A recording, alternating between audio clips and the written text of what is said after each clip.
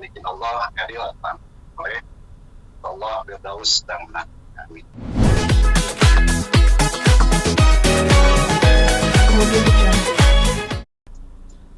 Wawancara soal musibah yang dialami sama Kang Emil ya Kang, boleh ya Kang? Kang, Oh iya. iya. Udah, boleh. Ayo Kang Diki Kang, melihat musibah yang dialami sama keluarganya Kang Emil gitu Kang, beberapa waktu lalu gitu. Kang Diki sendiri ngeliatnya seperti apa sih Kang? Ada beberapa poin yang bisa diambil. Yang pertama, sebagai seorang ayah yang punya anak juga, tentunya ini adalah hal yang sangat luar biasa, sangat terpukulnya pasti Kang Emil dan bisa merasakan apa yang beliau rasakan. Kedua,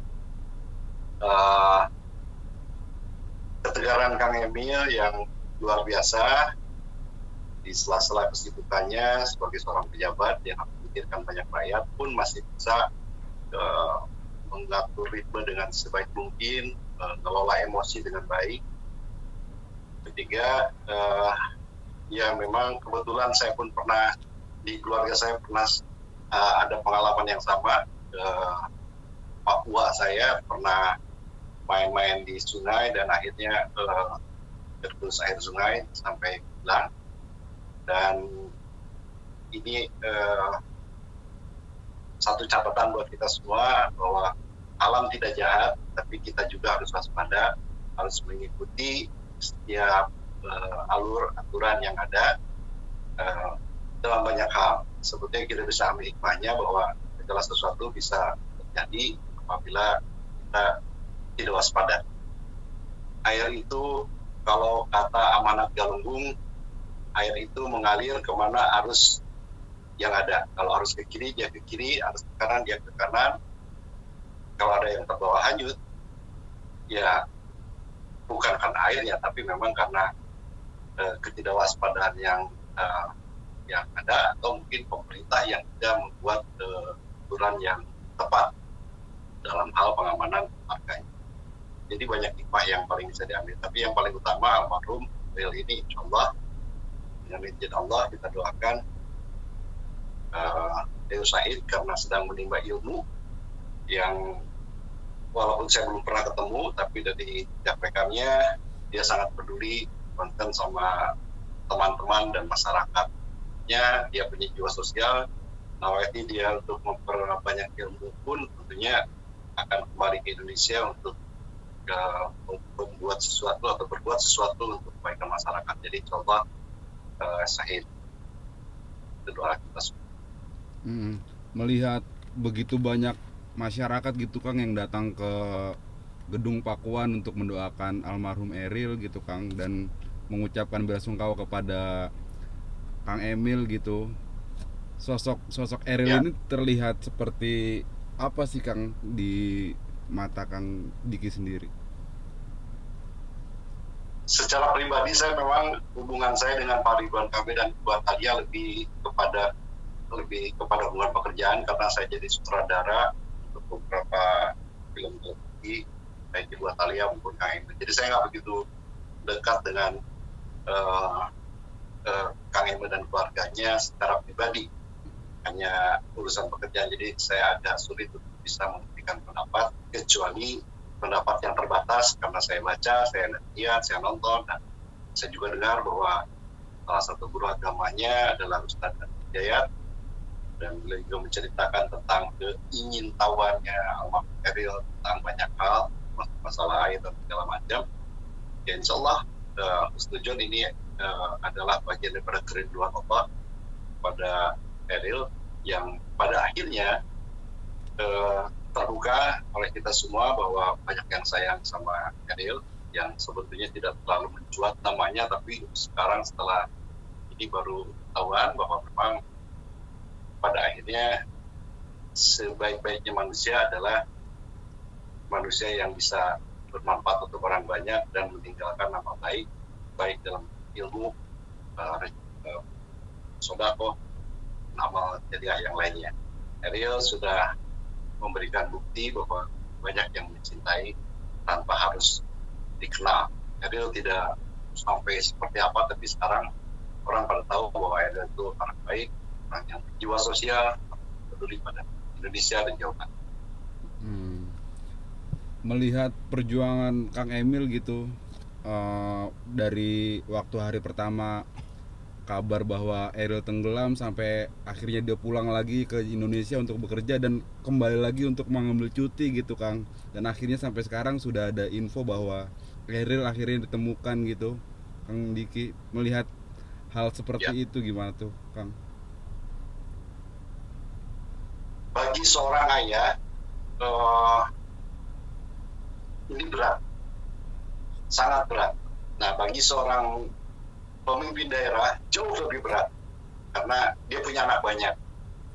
Dia harus betul-betul bisa menjaga ritme, menjaga perhatian, menjaga kasih sayang antara kepada anak kandungnya dan juga masyarakat Jawa Barat dalam hal ini.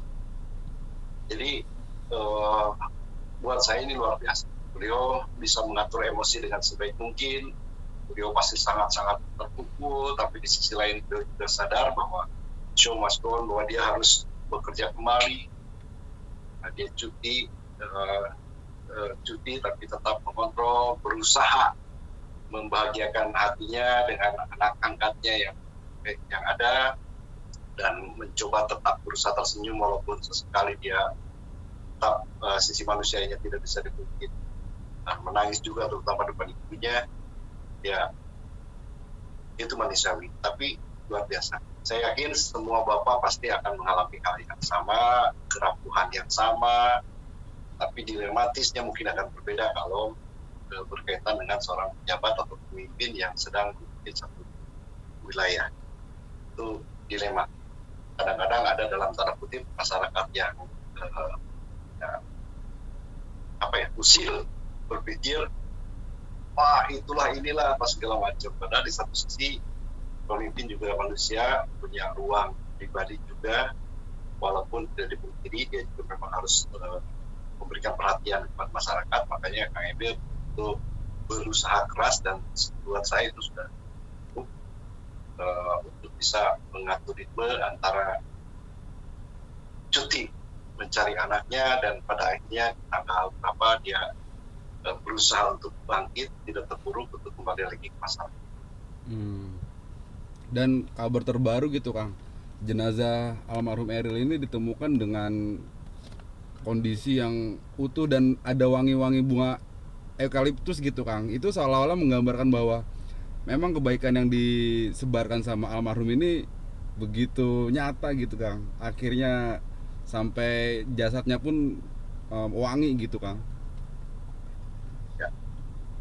Kalau hal ini saya sulit untuk berpendapat, karena setiap pendapat yang berkaitan dengan koi, berkaitan dengan pahala dan lain-lain tentunya harus ada. Kalau saya sebagai muslim harus berlandaskan Al-Quran dan hadis. Apakah ada ayatnya atau ada hadisnya yang disampaikan bahwa orang yang seperti apa mungkin hanya apabila ustaz yang berkata. Tapi buat saya mungkin kewangian namanya almarhum itu lebih dari bergeraknya hati banyak orang, masyarakat setidaknya untuk peduli, setidaknya untuk berbicara. Saya aja belum pernah ketemu Eril.